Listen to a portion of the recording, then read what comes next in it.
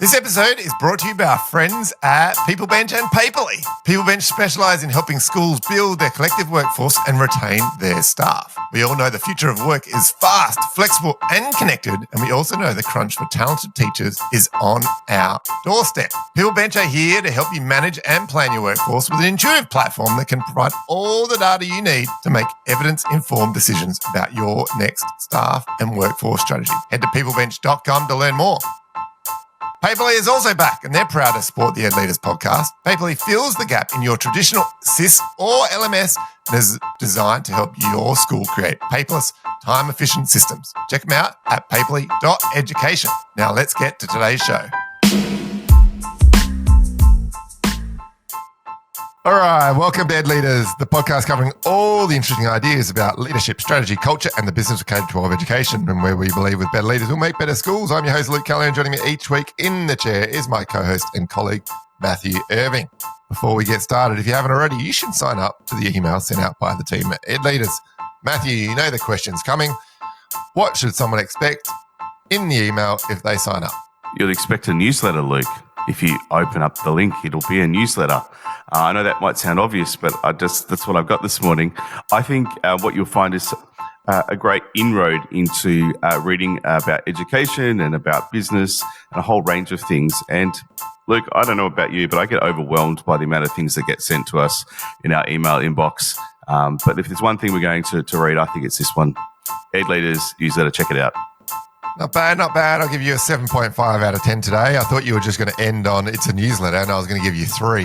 But well played. You can sign up to the newsletter at edleaders.com.au. Now on to today's guest, Abe Janson. Abe has been a teacher, assistant principal, and now school principal with Denver Public Schools.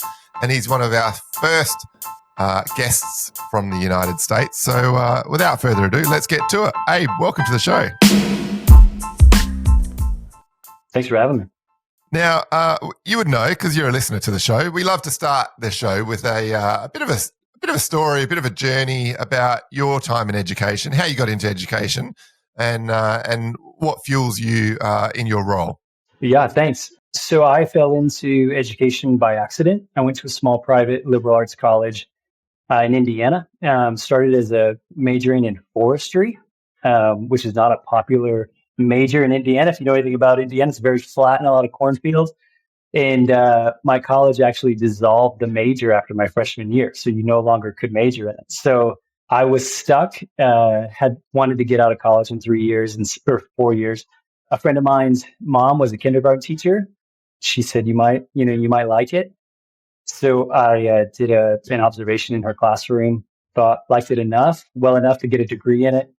Changed my major starting sophomore year and just went for it. And one of the only majors I could finish in 4 years was elementary education. So just kind of fell into it and then picked up a secondary. I had an intermediate degree, so I'm licensed elementary levels, early years through 5th grade, and then secondary 6th through 12th grade, social studies and humanities. But that was just by accident. And then I graduated and was like, I'll never be a teacher, even though I did my student teacher pre-service work. Just was not interested. Took a gap year, lived in the mountains here in Colorado, skied 70 some days that year, flipped pizzas. My whole tax return in that year when I filed for income taxes here was my collective income was $3,000 for the year, for 365 days. I had a great year. And then I met my wife who was in school here in Colorado in Fort Collins and needed to be closer to her. So I decided to move down to Denver and needed a job, and I had a teaching license in my background. I applied for 33 different jobs, got one interview, ended up getting the job that started 2 weeks before the start of school, and moved to Denver, started teaching, taught 2nd grade and 5th grade here for my teaching career. And then really my educational journey was just stumbling into leadership. People prompted me along the way and said, hey, you might as well be an instructional coach. You might as well go back to school and get your principal license. You might as well finish your master's. You should apply for this assistant principal role. Just kind of continue to step through open doors that opened for me. Have loved the journey. And now I run it's called ECE, which is early childhood, a preschool through 8th grade school in Denver. And Abe, I'm just really curious about that first observation that you saw. You've gone into a classroom, you didn't really know what it was all about. What did you observe in that lesson that prompted you to shift your focus into teaching? That's a good question. I don't remember much about it. I just remember I got a lot of hugs from kindergarten kids. And I thought to myself, like, I could probably make a living this way. And then my buddy's mom reminded me that you get 9 weeks off in the summer, a week at Thanksgiving, 2 weeks at Christmas, and spring break. It's all paid. And I was like, done, deal. I can at least have this in the background for myself as a fallback. Both of my parents only have high school degrees and I went to college. My sister and I are first generation college students. And so it was a non-negotiable for me to get a degree. Didn't matter what field, but I had to go to college with my family because my parents didn't have that opportunity. So education just kind of stumbled into it.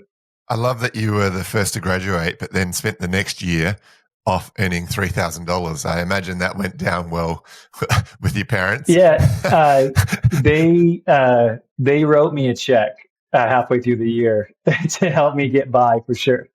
They definitely footed some of my hobbies for that gap year.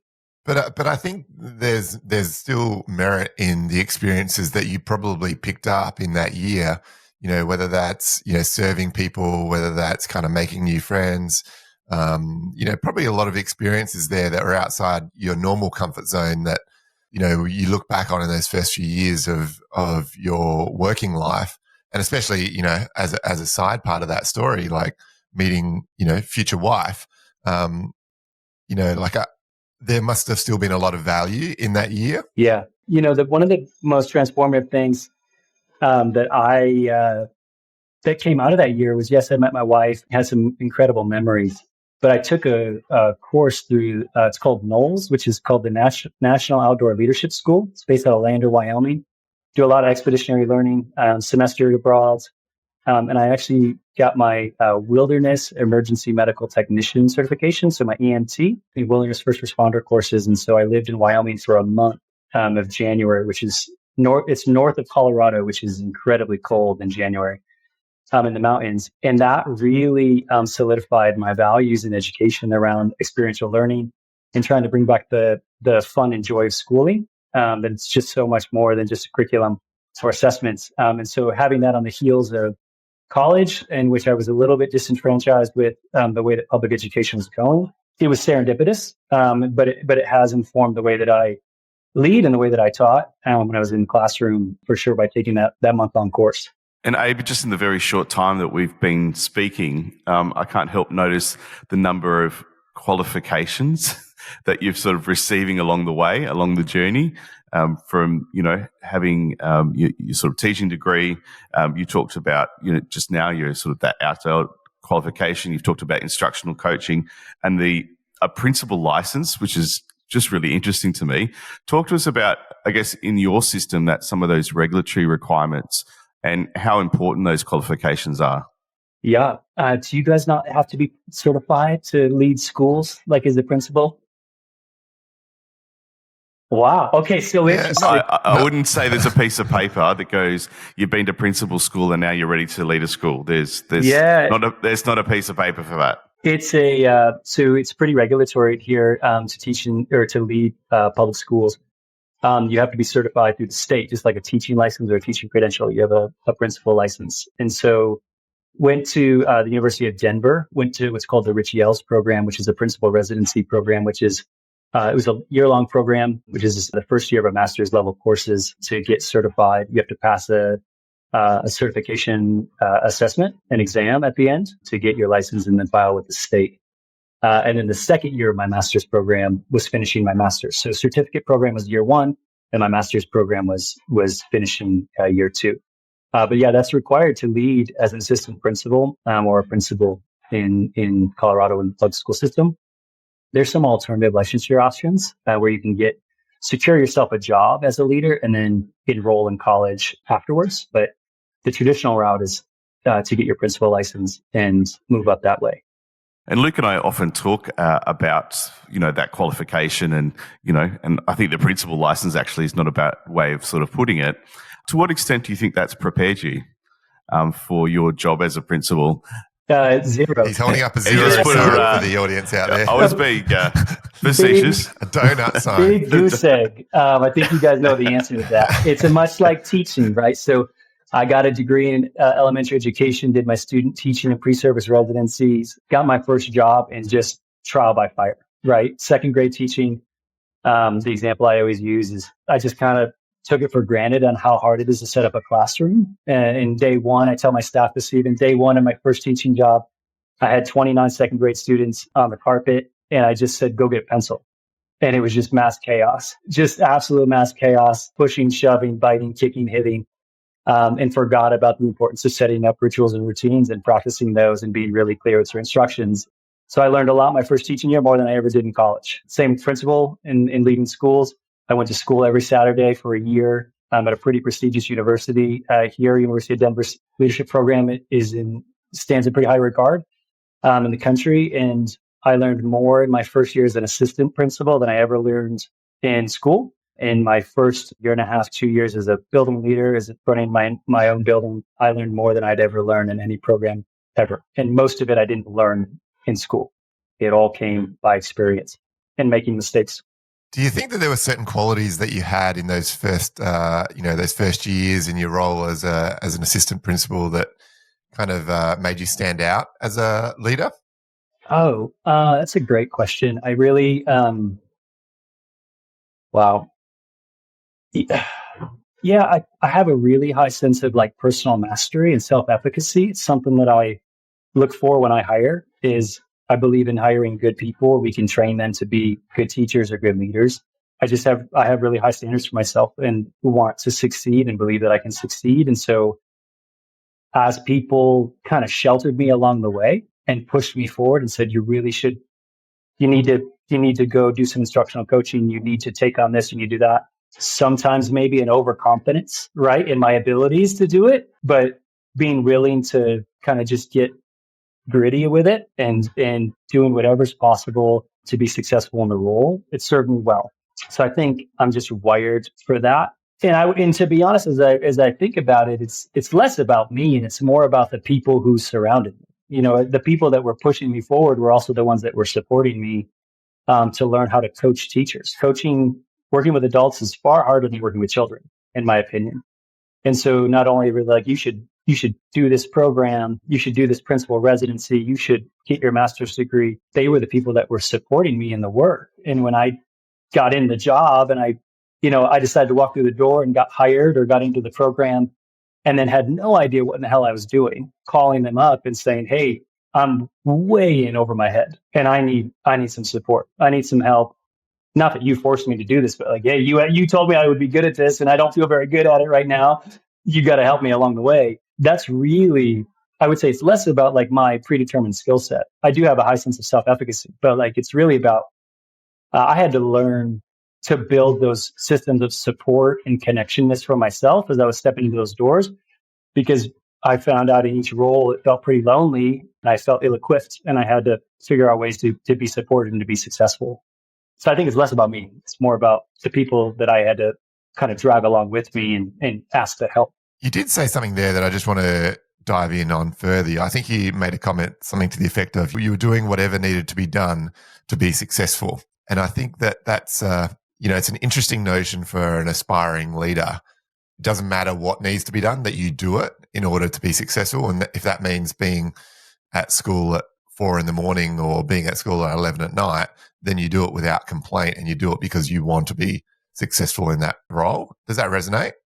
Yeah, I think that resonates a lot. I would say another lens in that line of thinking would be that I was willing to take on any role needed to make the school successful.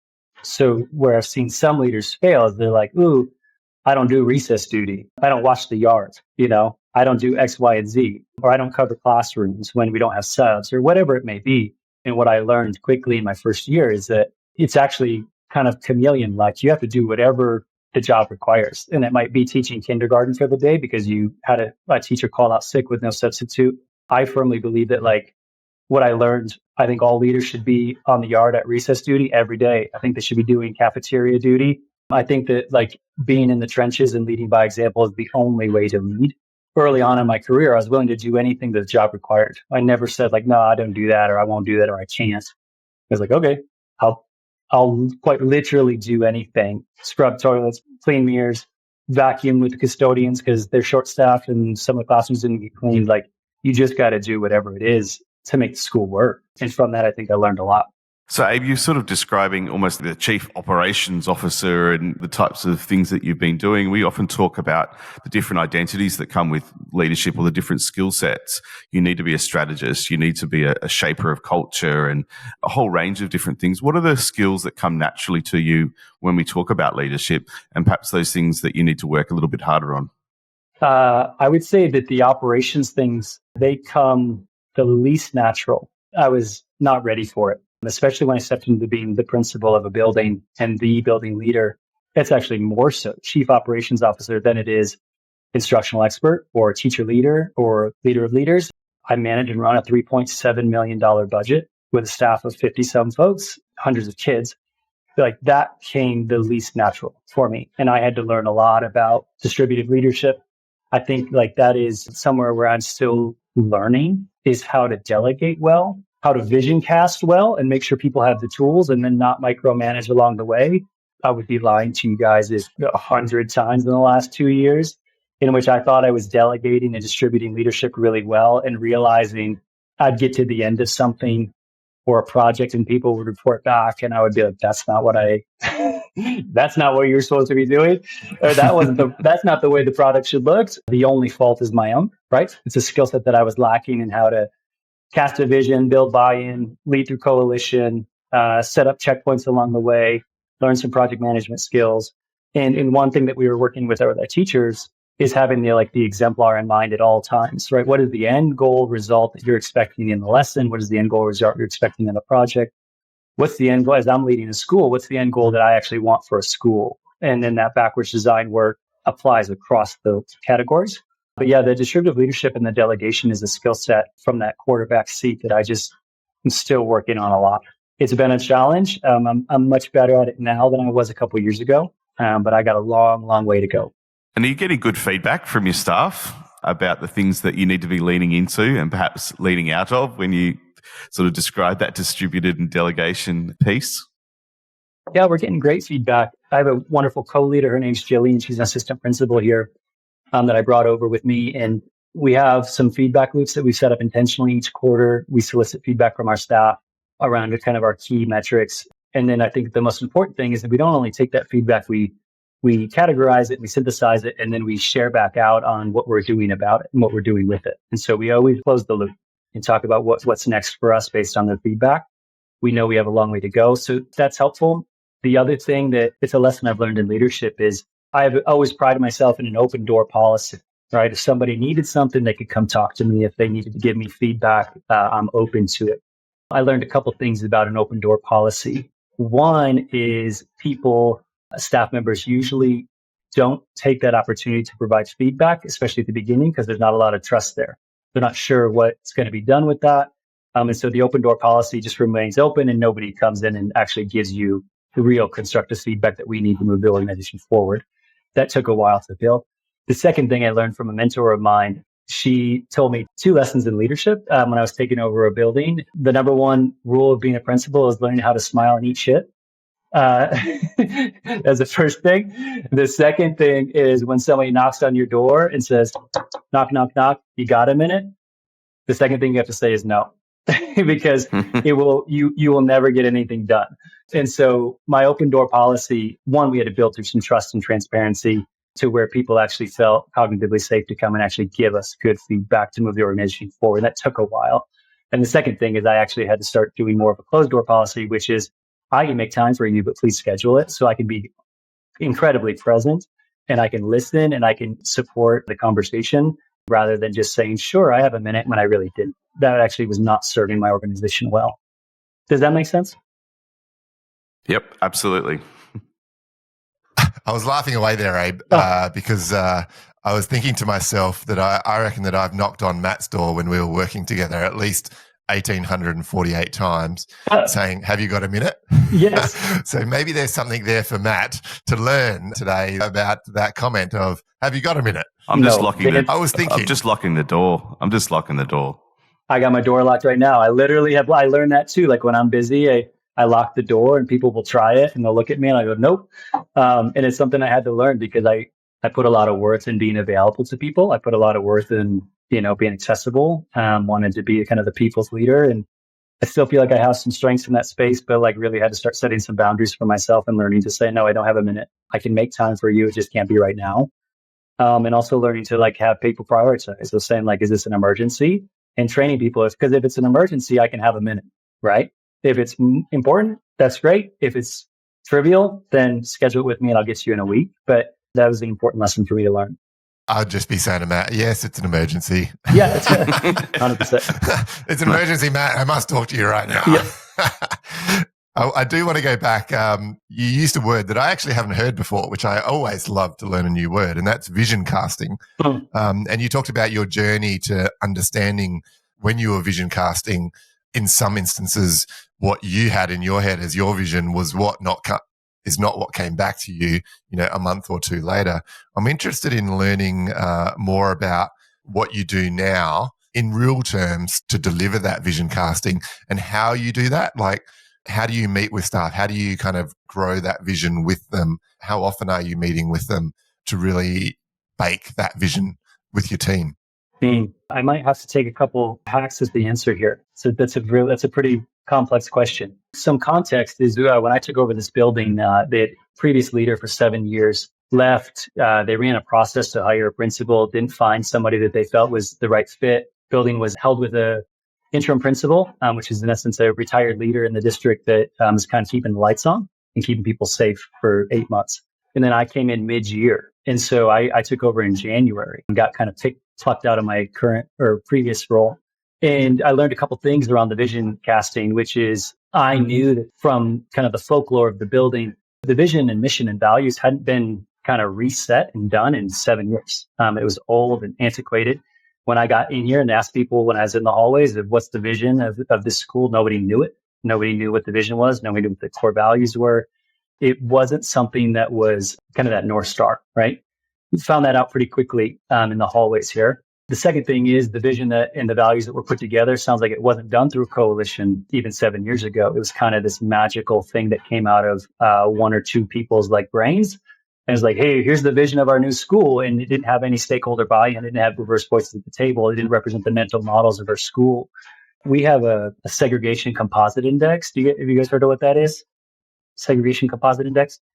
I'm going to kind of slay this, but segregation composite index is a measurement of the demographic makeup of our school compared to the cities. So ours is 0, which means our demographics of our school make up the demographics or represent the demographics of our city, which is about 30% white, about 40% Hispanic, and about 30% Black. So we're a really diverse school, which is different than most neighborhood schools traditionally in the United States, and specifically in Denver. Their schools are predominantly white, or predominantly Black, or predominantly Hispanic, or Vietnamese. And our school is a mix. And so that original vision had nothing to do with stakeholder input or mental models at the table.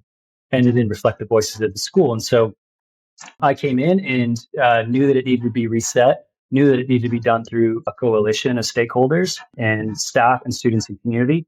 And also knew that as the new leader mid-year in January, halfway through a school year, I didn't have grounds to stand on to change anything. And so I actually committed to not changing anything over the course of the spring and taking this process really slow. I learned two things. The first thing that I learned in that spring is that when I know something big needs to change and all of the stakeholders also want it to change, there's no sense in waiting to change it. And so I held off on changing a lot of things over the spring in which I knew needed to take place. And when we got to the end of the spring, people were like, we started to make some changes. People were like, why didn't this happen 4 months ago? And I thought, well, you guys didn't want it to happen. They're like, no, we did. If you knew it needed to happen, we knew it needed to happen. We were begging for you to change it. We were out praying that you would change the system. And I came in really soft, not wanting to step on heels, not wanting the community or the school had the bandwidth for it. And they were actually begging for it. So that's something I regret and I learned. The second thing is this vision. We had to reset vision and values. So we did a community process and we landed on 4 core values We landed on a really clear vision. And then we actually spent time fleshing it out, and we developed it into belief statements. And then we put it into what we call a portrait of an educator, or a portrait of a student. And then we put it into what we call a portrait of an educator. And we put flesh on the bones of what it actually means to live this value out.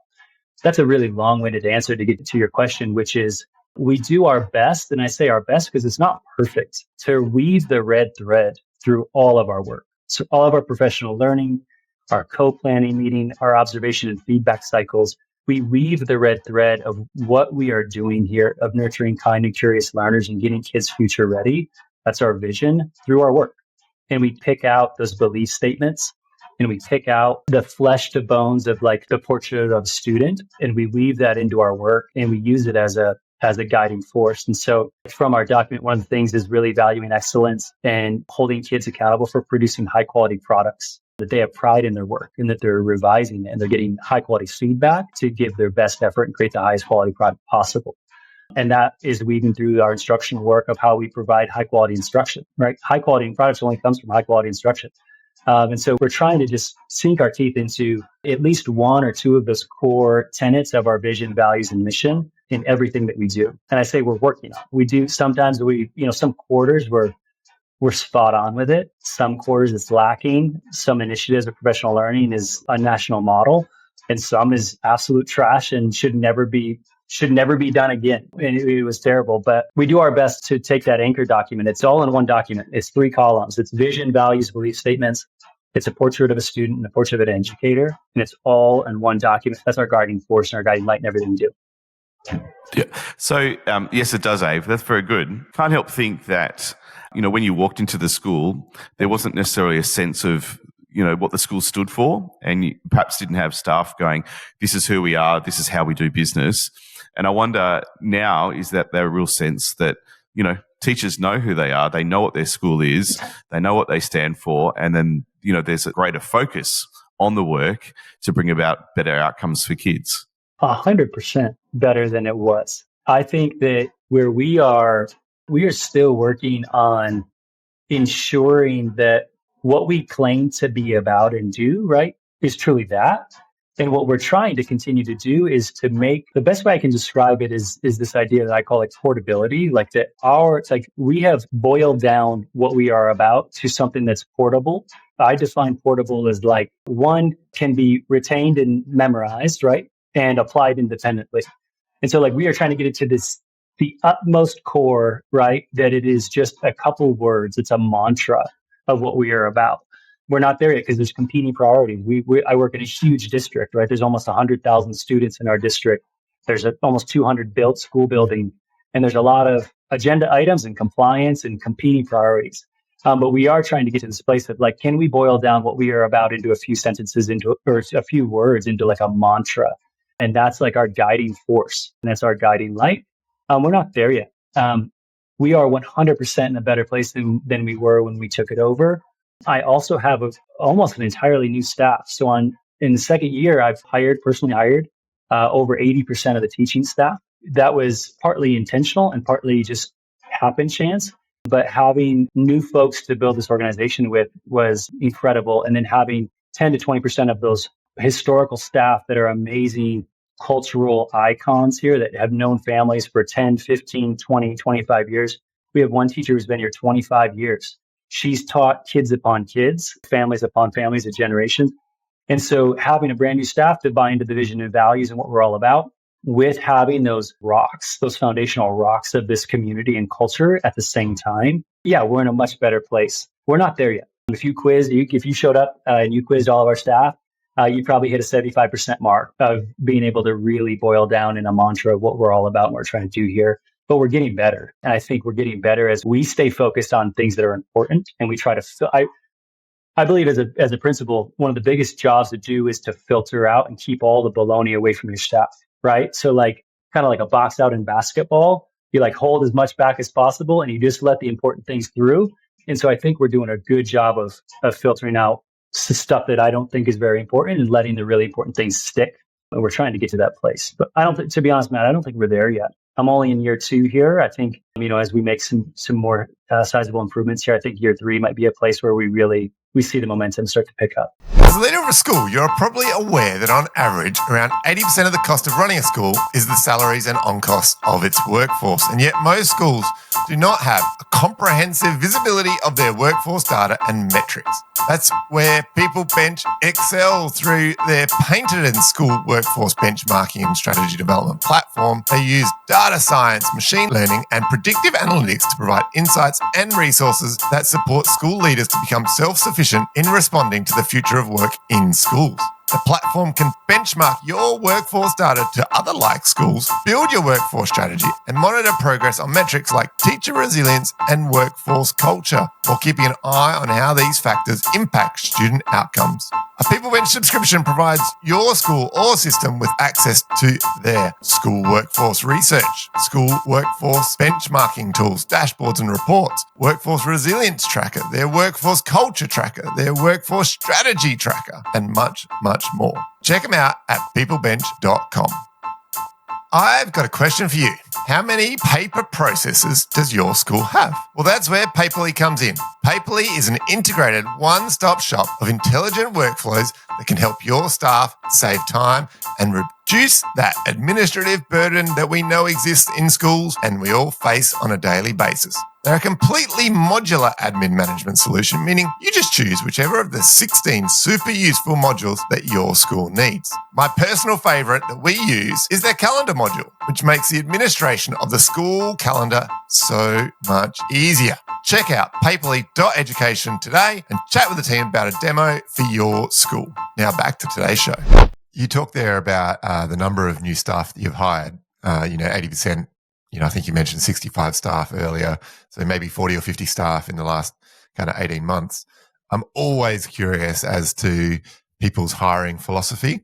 People vary from, I do one half an hour interview and I can categorically know everything I need to know about someone, versus other people that have a significant process where they work through 3, 4, 5, 6 steps to hire someone. And, there's always that notion of, well, how much time do you spend at that front end to ensure that you're not spending hours and upon hours, 2, 3, 4, 8 years later, fixing people that have created a bad culture? And I'm wondering if you could elaborate on your philosophy of hiring when you're looking at new staff. Yeah, I think I said this earlier, but it's we as a staff are really focused on hiring good folks. We want high quality people over talent or experience. We really just want good people. That's first and foremost. I love coming to work and I want to continue coming to work, and I like the people that I work with. And as a building leader, that's important. And I think that sets the tone for what we're doing here. There's a couple things that I'm thinking about. When I do an interview, and you could ask any staff member here, the last question I ask, and I don't have it in front of me, but I kind of have it memorized in any interview I ever do, sounds something like this. It says, life is too short to be miserable at work. How will you lead for a positive culture here at this school? That's the last question. And it's the one we care the most about. We have questions about collaboration, instructional planning, all the good things. We end every interview asking, the lead in is, life is too short to be miserable at work. How will you lead for a positive culture here at this school? And we ask that to all of our staff, teachers, aides, paraprofessional support staff, certified teachers. And that's the thing that we care the most about. The other part of our process is we really value reference checks. And we network. Some advice I got early in my career is Denver Public Schools is a huge district and it is a really small world, and everybody knows everybody. And so we really value reference checks. I give really, really thorough and really, really honest reference checks when principals call me about former staff, and I would expect the same. And we're kind of in this together. And so if I can give someone honest answers about potentially challenging future staff, that's better for the organization and better for kids down the line. And so it's my duty to do that. And I would hope people do the same. So really value that and networking here and with other leaders. And then the last thing I would tell you is we start all of our processes. I personally phone screen every candidate that we're potentially going to bring in for an interview. I do a 5-minute conversation. I set a timer. I ask them 5 questions. And they're really short. Please introduce yourself. Please talk about your experience. What are your values? Things like that. I personally screen every candidate. It's really time consuming, but I think it's really important so that I know that I'm only bringing forward really high quality candidates to my personal hiring committee, which we're going to invest a lot of time in. We then do 30-minute interviews. We ask 7 questions and we do 30-minute in-person interviews as the next piece.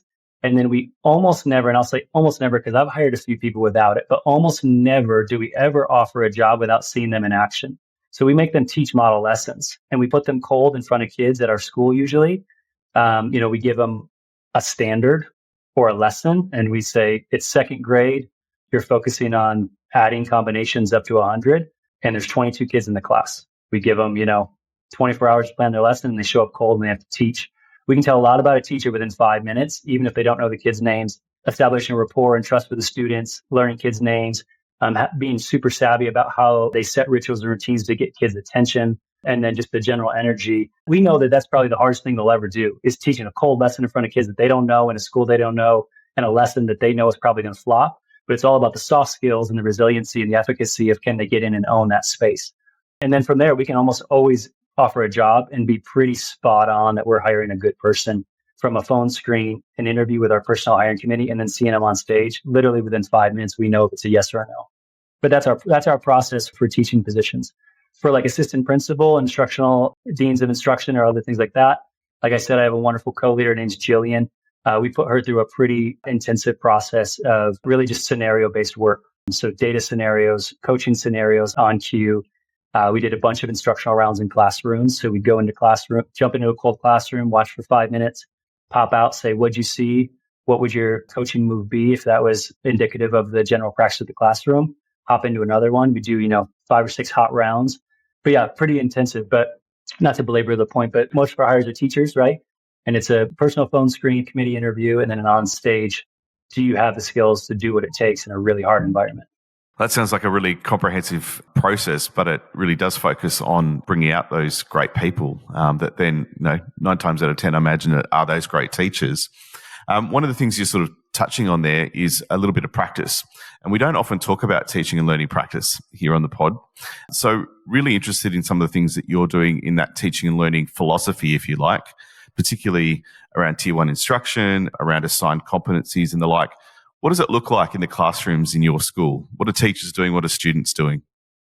It's a work in progress. We got pockets of excellence I'd put up against any teacher in the country. And then we got a lot of areas that we're growing into. It feels like a multifaceted question. What I would say is we're focused on tier 1 instruction, high quality tier 1 instruction for each and every kid every day. The biggest lever that we're using right now in our classrooms is that teacher exemplar as a proxy for a lesson plan. So lesson plans are really cumbersome, right? If you really plan out a lesson from start to finish, top to bottom, and it's well baked, it takes a lot of time from a teacher perspective and often doesn't necessarily land the way that teachers intended. And so I would call it like it's extractive. It's extractive on time. It doesn't have a huge result. I'm all for lesson planning. Don't get me wrong. I just don't hold my teachers accountable for putting a templatized lesson plan together. We really are focusing on using the ideal student response and making teachers do the student work prior to teaching it. So we sit down with our teachers and they take the student work, whatever the task is, and alongside me or the instructional coach, we do 5 or 10 silent minutes and we actually do all of the student work as a student. And we write the ideal student response. And our big bet right now is if every teacher is walking around the classroom with that high quality ideal student response exemplar in hand, that is the guiding force of their lesson. And so as they're monitoring and they're giving feedback, it's aligned to the exemplar they have in hand. They know where the benchmark that they are putting kids to. They know the outcome that they are pushing children towards, and they know the criteria by which they have to give feedback along.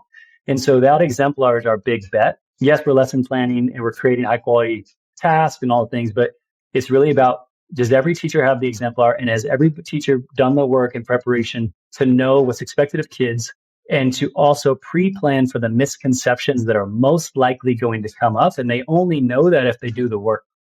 And when they do the work themselves, then they're ready. When those misconceptions come up, they're like, oh, yes, I planned for this and I have it ready here. And I'm going to drive my instruction back to where we need to get kids to, right? The benchmark to there. That's our big bet around instruction. The other piece that we are trying to figure out, and I think we're doing a dang good job at it, is what we call like bringing back the fun and joy of schooling. Is like, how do we do cool shit that kids are excited to learn and teachers are pumped to teach? And it has nothing to do with potentially the curricular resources that we're using or the district expectations or the compliance mandates. It's just can we also get cool things in place for kids? And we are doubling down on that big bet of trying to make school a fun and enjoyable place, because it can be really fun and enjoyable. And I think we've lost that. I want to take you back to one of your earliest answers where you talked about that year off. And I love talking about gap years. You talked about the outdoor wilderness experience. Mm-hmm. And you kind of mentioned at that point that it had a really big impact on how you see, your leadership of your school now. And so I'm interested in how you've brought that kind of outdoor experiential learning into your practice, into your school, and what that means for students now on the ground and for your staff. I think this was a value of mine that I didn't know until relatively recently, is like, I value like self-education. Like, no experience is lost on me. So in that gap year, right, and in college, I was a whitewater rafting guide in the mountains. There's a huge skill set that I learned in whitewater rafting that's applicable and has changed the course of my life. I don't whitewater raft really anymore. I got kids and I got a job, and I don't take those type of wild adventures anymore. But there is a huge skill set that I attribute to my time as a rafting guide. Nothing is lost on me. So the Knowles course that I took in Lander, Wyoming for a month in January, absolutely freezing in the snow. I learned so much about leadership. I learned so much about being uncomfortable in doing wilderness medical scenarios in 3 feet of snow. It's not lost on me, any experience that I have.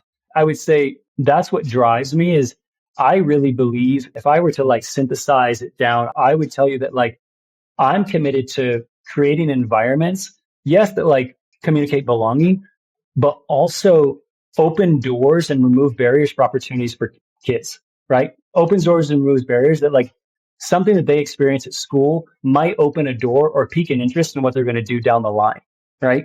Usually in elementary school, I don't love to talk about being college and career ready. I feel like we're losing focus, what we should be focusing on in third grade. But we could potentially provide an experience that gets kids excited and it opens a door for them down the line. And that's really what I would say is like the impact of Knowles and that course and my gap year is I now realize that positions I put myself in or opportunistically had access to, I gained a skill set. Nothing was lost in those spaces. And those things opened doors for me down the line that I probably wouldn't have had access to, or I wouldn't have known I was interested in until I put myself in, had opportunities for those experiences.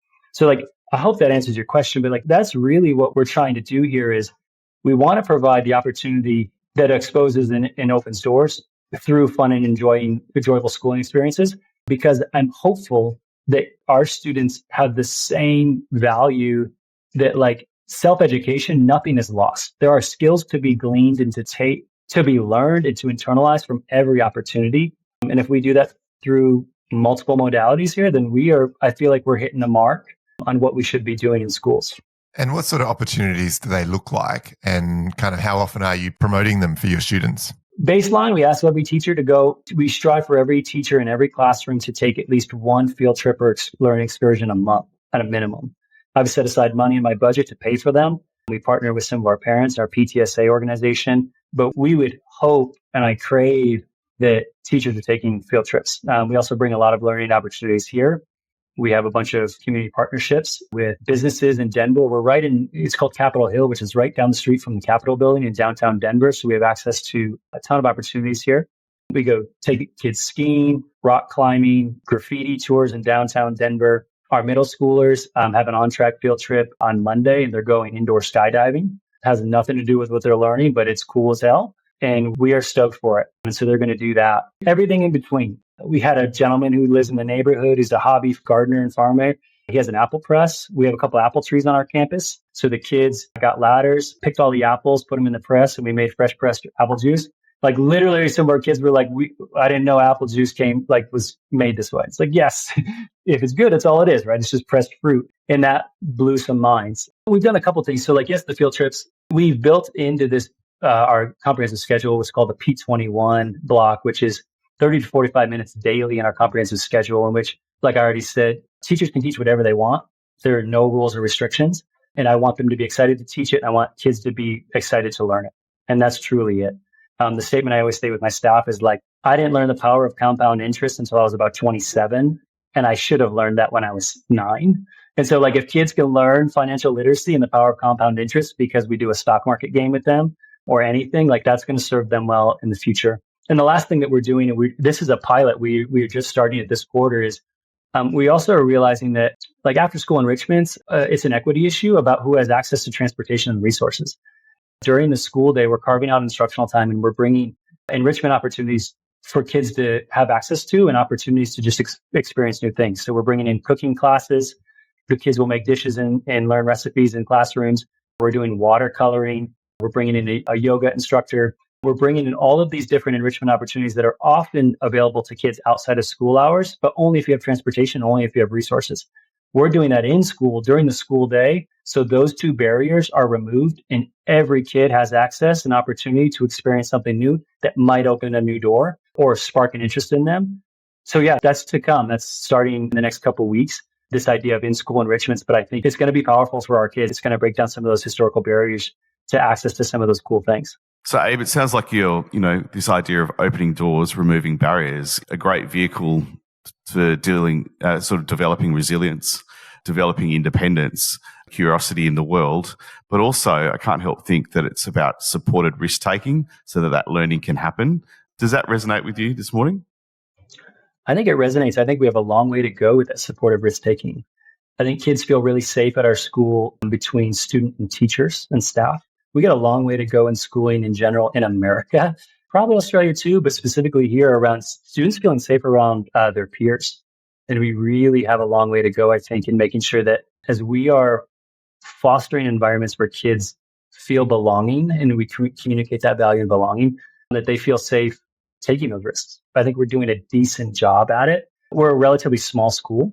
And so it's kind of a family. We know everybody. We know every kid's name. We know all the families, all the parents, all the community members.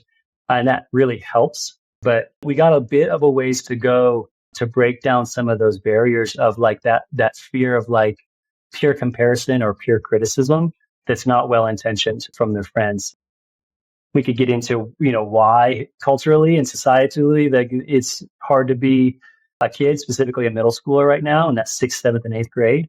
But we got some work to do still to make sure that like those removing barriers and opening doors is like kids can really take advantage of that because they're not afraid of what a kid will say to them when they try or do or not do. We're paying for kids to go indoor skydiving on Monday, paying for transportation, paid for everything, and happy and willfully doing that. And we got a number of kids that opted out of that opportunity. And that breaks my heart a little bit.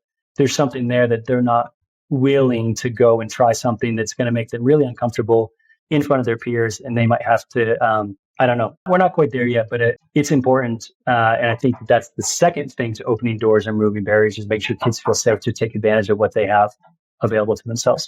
One of the things that we do like to kind of end with is the crystal ball and kind of that notion of what's the future of schooling look like in the next 10 or 20 years. Have you got any thoughts on when you look into the crystal ball of education, particularly, I guess, in your context, in the Denver context, in the US context? I think Denver in particular is a district of school choice. And so we're what people would say the district is not right-sized right now, which we are experiencing decreasing enrollment because of skyrocketing home prices and rent and a bunch of other cultural and societal factors. The landscape of Denver is going to look like some school consolidations and closures, and also through a hyper-competitive school choice system that we've created for better or for worse, the need for schools to start specializing and not being just a traditional elementary school, but the idea of those magnet schools that specialize in, highly gifted and talented students or science or STEM or art or performing arts, math and science leadership academies, whatever it may be, is going to be, it's on the horizon because we're all fighting for kids and we all get funded by the number of kids in seats. And existing as just kind of a traditional neighborhood school is hard these days.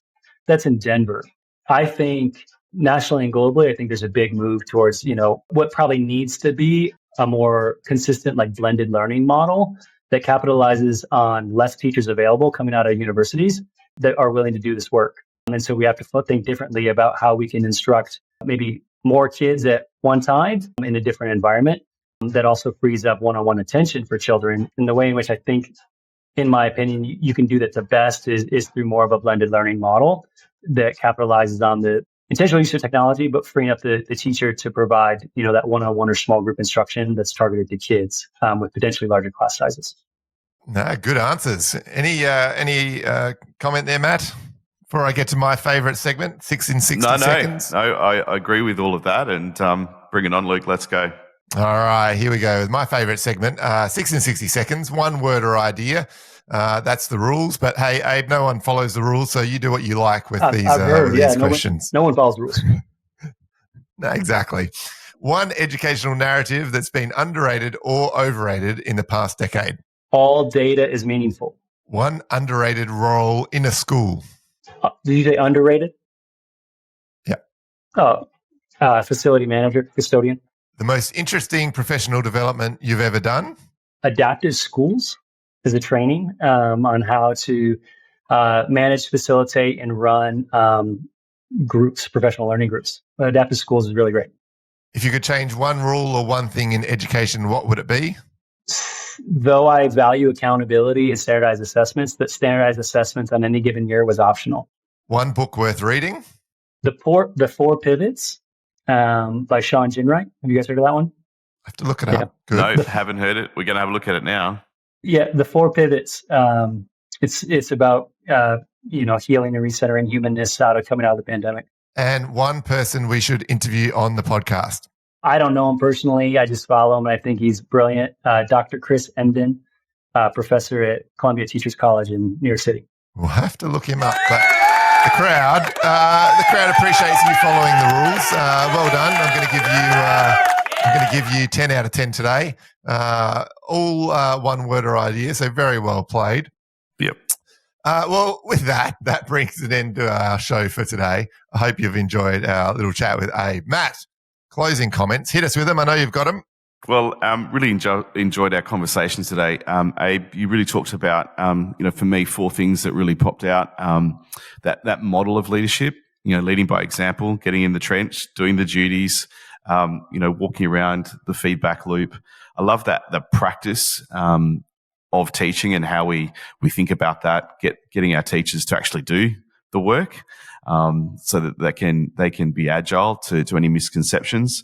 And the portrait of the kid and the portrait of a teacher, I think, is a great way of framing not only that vision, but what that instructional practice looks like. I love learning that's joyful and fun, that opens doors and removes barriers. And I guess, and I know Luke's going to say it, but I love that interview question. Life's too short to be miserable at work. So how are you going to positively contribute to this place? I love that. So it's certainly going to go on my list for my next interviews. Luke, what have you got? Well played, Mathew. Once again, you've covered most of my bases. I had being in the trenches is the only way to lead. Love that. I had the portrait of the student and the teachers. I had the life too short, to be miserable. You and I have actually talked about that quite a few times about certain individuals that we've come across in our world. But a couple of different ones for me. I really liked, and I dived into it a little bit more, doing what needs to be done to be successful. I think sometimes people really forget that, hey, just do what needs to be done. Like, stop worrying about a minute here or a minute there. Just try and be the best you can be and do what needs to be done for the school, for yourself, for the kids to be successful. I think there's a lot of merit there, particularly for young aspiring leaders. I like that notion of the vision casting. Hadn't kind of heard that terminology before, but I love that that concept of how do you cast your vision and ensuring that it's understood and the practicalities of that. And the last one, which I love, is just do cool shit. Do cool shit. I love that.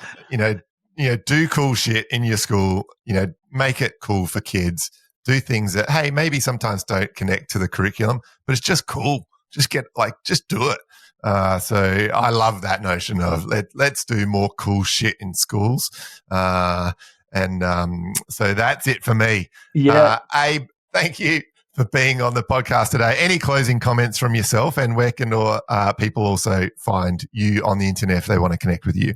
I think the only closing comments, people always ask, it's popular in Denver and I think in public schools, like, what's your why, right? People always ask, like, what do you do this work for? And I think the whole notion of like doing cool shit in schools and bringing back the joy and fun to schooling and giving teachers autonomy to teach things they're interested in is, I got 3 kids. I want what I want for my kids. I want for all kids. And I hope, I desperately dream of my children's teachers doing cool shit and my kids being stoked when they come home and being like, oh my God, we pressed apples in an apple cider, press today, and it was amazing. Or we went skydiving, or whatever. I dream of that. I want my kids to be happy. I want them to be safe, and I want them to come home and be like, we did cool shit today at school. So that's what I want for my own kids. I want for everybody. So that's my closing comment. I'm on LinkedIn. I've gotten a little active on LinkedIn.